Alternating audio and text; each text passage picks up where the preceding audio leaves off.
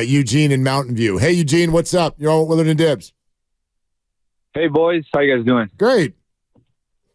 So I have a Klay take, but it's like, I'm usually a cerebral fan, but this is like just completely my emotional fan side, okay? And Mark kind of already alluded to this. So I'm 33. Okay? So I'm a younger Warriors fan.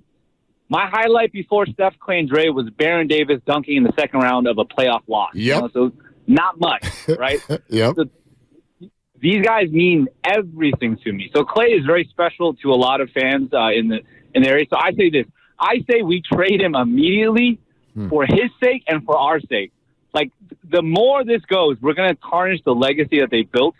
The resentment's already growing out of the big three, right? Even if they're big anymore, the mediocre three. Klay's dropped off the most, and it's like everything is showing his weaknesses now.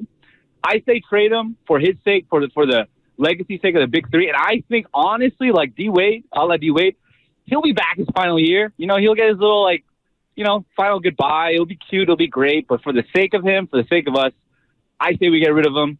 It's hard for me to say that, but that's just my fan side. Would love your guys' takes on that. Listen, Eugene, thank you. I think that's a very almost, maybe I'm overstating it to call it vulnerable, but that's a very honest sort of a dissertation on the situation at hand, because you're talking about somebody, he's actually the exact same age as Klay. And so you come up as a Warrior fan, and I hate to tell him, I'm 15 years older than him, and these guys are also all that I have as far as great Warrior moments. Sure, there was Chris, Tim, and Mitch. Yep. But as far as winning championships, this is all any of us have, unless you were a huge card-carrying fan in 1975. And it was, yeah. And I'll never forget where I was, Mark. I was 7, and I wept when Rick Barry brought us that title back in 1975. Because you were 7, and that's what 7-year-olds do. I could not care less. I shared a room with my two older brothers. 3 of us in a room, 3-bedroom house with 4 kids. That's why I was crying. I'm personally not in the trade Klay space. I don't even know what that would look like or what that even means. Well, let's play with that for just a moment. Okay. So you get to the deadline and you're going to trade Klay. So Klay is on an expiring deal, yep, and he's making about $42 million. And because the Warriors are over the cap, they cannot accept more than 125% of Klay's salary back, which means you could get back $50 million if you wanted to get back that much. So are you going to trade an expiring deal for another expiring contract, or are you going to take on a $50 million player or players that Joe Lacob is then going to ink or have to pay long term? And this is where the Zach LaVine thing always kind of fell short for me, because if you trade somebody for Zach LaVine, and let's just say in this conversation it is Klay Thompson, well, Zach, I think, has 4 more years on his deal. That's what we figured out the other day, yeah. So now Joe Lake, and some of those numbers are Steph Curry in terms of his salary. So now you're asking Joe to not only be in the second apron, which he doesn't want to be, of luxury tax, but that also means Chris Paul is gone, and it probably means that Kuminga and or Moody, when their real deals come up, they're going to be gone. And you can't bring in anyone else new. Right. That matters. So it's going to be Steph, Wiggs, Draymond, and LaVine for the next, and Looney. Sure. It just, I don't know. It's not a good basketball team. Right. So you could trade Klay for another expiring deal and maybe get some picks back, but then you're rebuilding. They're not going to trade Klay Thompson. I know, Mark, but I was just trying to play with and work through the hypothetical of what that would mean. I get where he's coming from, though, in that there's no realistic way to do that. But what he's talking about is exactly why I brought this up today. Like, I don't know if everybody is fully understanding where this relationship is going. It'll recover when he retires someday. But right now, the tone that I'm hearing, if you are of the belief that Klay Thompson's best days are behind him, and that's the kindest thing that we could say, if you think it's heading downhill, and it's heading downhill fast, then what exactly is the next contract going to feel like to you? What exactly is that going to feel like? even our favorite athletes ever, you will get to a point where you start to get angry if you feel like your favorite organization is paying them, breaking them off massive dollars just to say thanks. That, like, I know that feels good emotionally, but it doesn't play out that way when you're watching your team get their doors blown off every night. Right. You will get angry. The example I brought up earlier, and I remember this was in whatever it was, 2019, the 2019 baseball season, which ended up being an epic one. At the beginning of it, people were very frustrated with the contracts that had been handed out to Brandon Crawford, Brandon Belt, and Buster Posey. They were coming off losing seasons, and the organization and its fan base were like, what are we doing? What are we doing? Yes, we love them. Forever Giant. Cool. Hashtag. What are we doing? Are we going to win any games anytime? And then magically, all three of them had a rebirth at the same time. Great seasons. Giants win a bunch of games. And everybody is like, thank God we kept them. Exactly. Well, that's one way it could go, but that's pretty rare. And so what I feel right now, I feel like people are using words like gunner. I think we're hearing phrases like lack self-awareness. I feel like people are using the word slump even though they don't really believe that's what's happening. And the word I started to see all over Twitter last night, washed. Now, I'm not saying that's a tough one. That's a real tough one. I'm not saying I believe any of that stuff. What I'm noticing is a building resentment between the fan base and Klay's game. Does it feel better if I say it that way? I don't think any of you... It does, because nobody is holding it against Klay. Right. You all love Klay. You're going to love Klay, but you may not love Klay in this moment. And so there's a building resentment with Klay's game. And I'd like to know what you all want to do with that, because I do think we could reach a point where this relationship almost feels better if he were to finish elsewhere. I'm not for it. I hope it doesn't happen, but I can see a scenario like, were any of you bothered this year by Brandon Belt?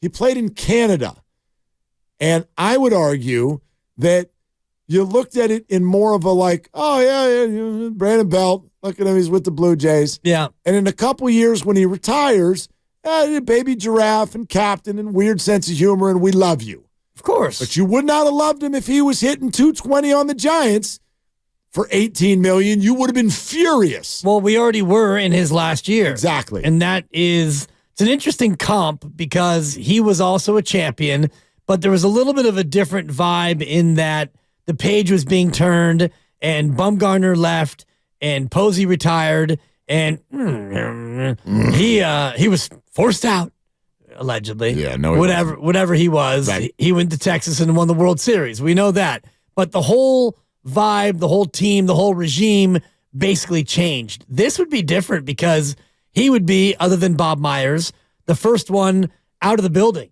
And this would be the breaking up of the dynasty and the big three. And it's interesting because the alternative to this, if Klay continues to play like he has this year, which is not the Klay that we all remember, if they decide that they sign him to a 3-year deal, and let's say he gets the Draymond deal, he doesn't get 4 years, he gets 3 years and $75 million. That's what Kyle Kami proposed on our show yesterday. Right. And if he gets 3 years, that would mean he would be coterminous with Draymond and Wiggins. Steph Curry is due to be up at the end of 2025, 26, but Steph can get whatever he wants. So it's really more about the Draymond, and that also would be Wiggins' player option year at $30 million. So if Klay got a deal that ended in 3 more years, if he continues to play like this, then I think it would be better for all parties if he didn't get an extension and if he did go on and played somewhere else. I mean, I know that a lot of us emotionally, we've talked so much about those three never putting on another jersey. Right. I still hope for that. I care about that. But I also know that I I fan differently than some do. Like, if this whole thing ends and the Warriors just won 4, I'm like, that's pretty great. No, it's super great. That's great. But what if the next 3 years, not counting this one, what if Klay signs for $3 and $75 and Klay continues to play like this and Draymond continues to act like this and Steph continues to be healthy like this and you don't sniff another, let's say you don't even win another playoff series for the next 3 seasons. Long time. Steve Kerr coming up at 5. Steve, did we lose you? But to that point, are you willing to sign up for that? Because you and I both agreed 2 months ago that, yeah, I would love to see these guys end as Warriors. But if Klay continues down this road of unproductivity and Draymond continues down this road of suspension city and Steph is unable to really stay healthy, he played 50-something games last year, is that really what we're signing on for? Maybe. Right? And are you okay with that? As opposed to the alternative, which is I feel like Klay goes elsewhere. Yeah, it's a hard question to answer because I think you sound kind of like a loser mentality to say yes, I'm okay with that. Yeah, but I'm not trying to set you up for that. Right. But conversely, if you just ask me, like, am I here for the ride, even if it's not pretty? Well, yeah, absolutely. And I don't want these guys. Like, I think it would be very hard to watch any of them put on a different jersey. But I also know what you're saying here, which is that if you do just go on the ride and the ride looks like last night over and over and over again, my God, we're all going to get very fatigued. Some people already are, right?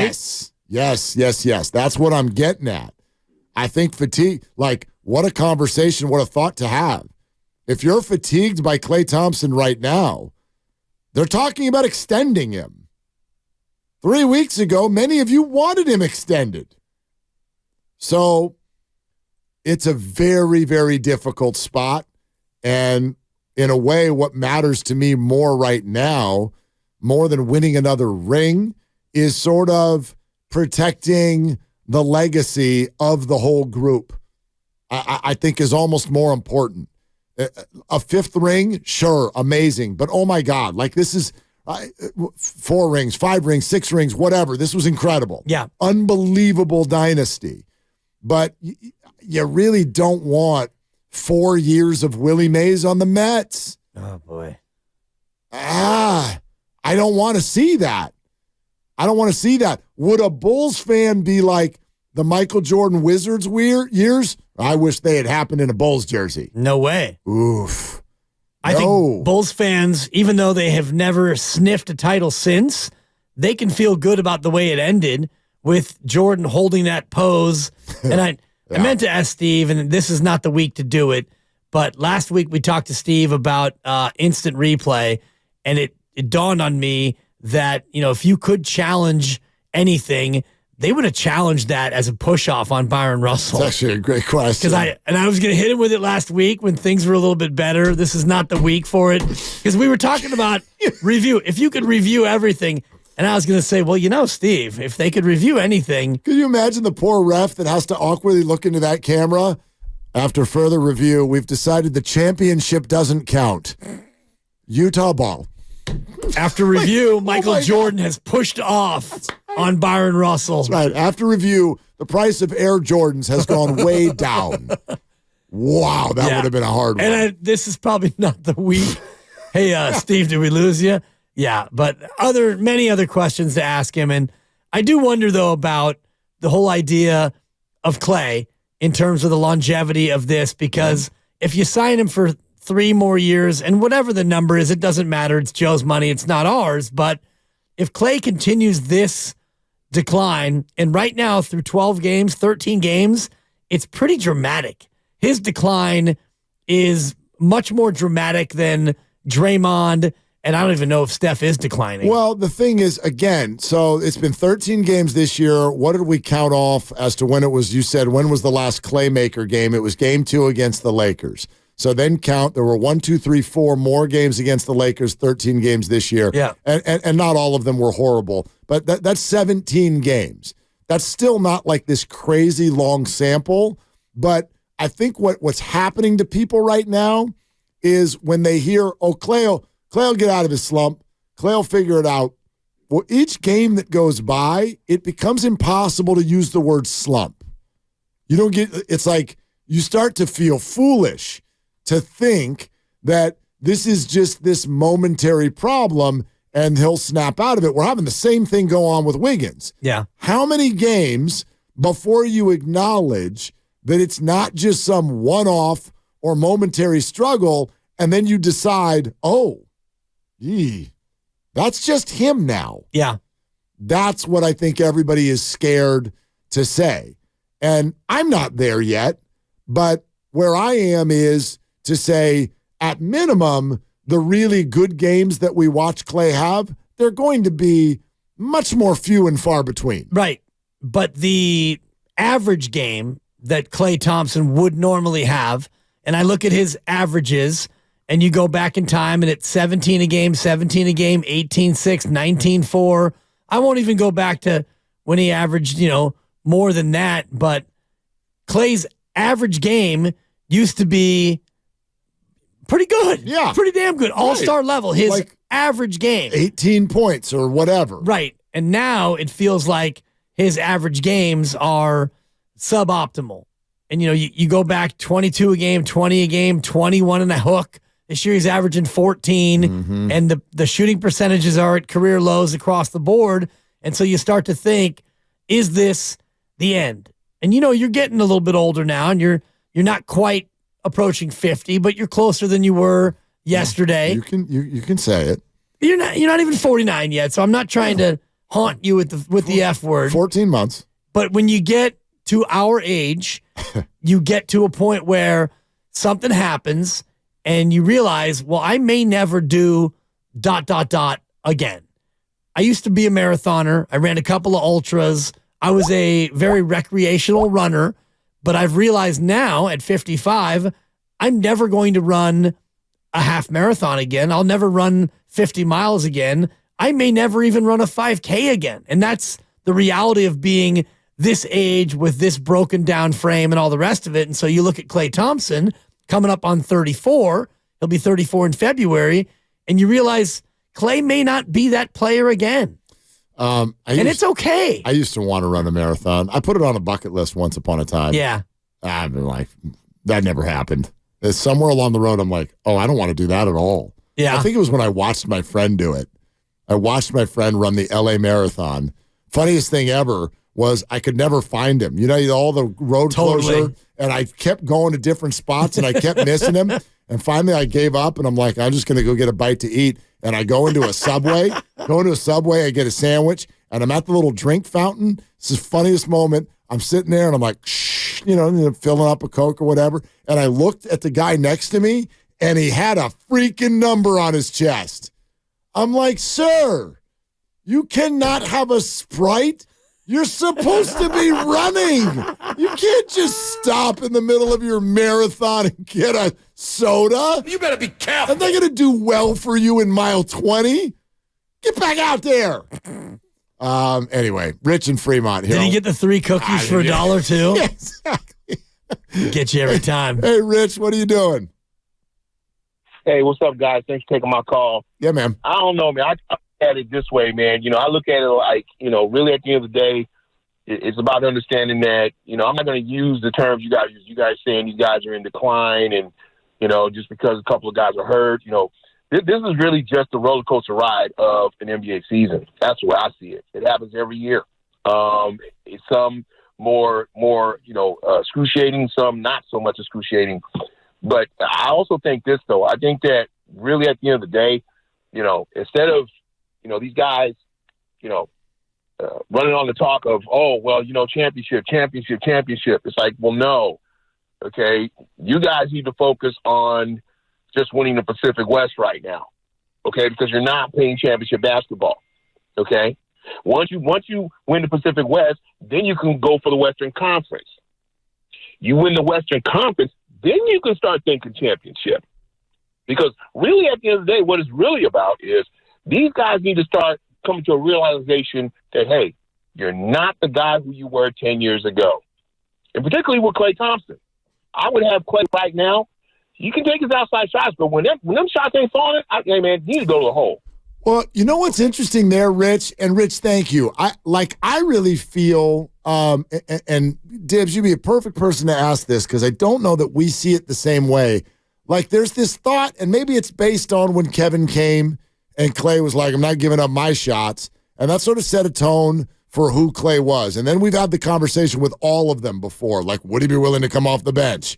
Seems to be our favorite thing, right? It was the whole deal when Chris Paul arrived with the Warriors. Will he be able to come off the bench? And Klay is the one that, for one reason or another, has never done it, right? Never come off the bench. Does that mean he wouldn't? Let's look at it a different way. He came out in the opening game of the year, and it was gunner mentality. And he looked exactly like he looked in the Lakers series, and everyone went, oh, no. Don't you think he adjusted right then and there? Don't you think his shot selection has been much better since then? Definitely. Okay. The next 2 games in particular. So don't you think that Klay Thompson, this thought that we have that it's like he's got to realize that he's getting older and he's not as good? Maybe he does. Maybe he does. Last night, he was asked to go be a 1 for a night. Right. Can't do that. He's not. I'm not even sure he's a 2 anymore. That's the problem. And he was being asked to be a 1. He's not that. But he's in a contract year. And I'm sorry, but I can't believe that he's going to be willing to come off the bench and sublimate his role and take fewer shots, knowing that he's leaving money on the table. I don't know what player would. And Klay hasn't come off the bench since his rookie year. Every game since his rookie year, he's been a starter. And until I hear him say that he'd be willing to come off the bench, and let's just say he is willing to come off the bench, who do you start? You're not starting Chris Paul over him. Chris Paul is the anchor of the second unit. Right. So now you're going Steph and Dre and Looney and Wiggins and Podolski? Yeah, absolutely. Peroxky? No, I don't think it's even about coming off the bench and starting. I think it's just about Klay's awareness of where he is in life and career.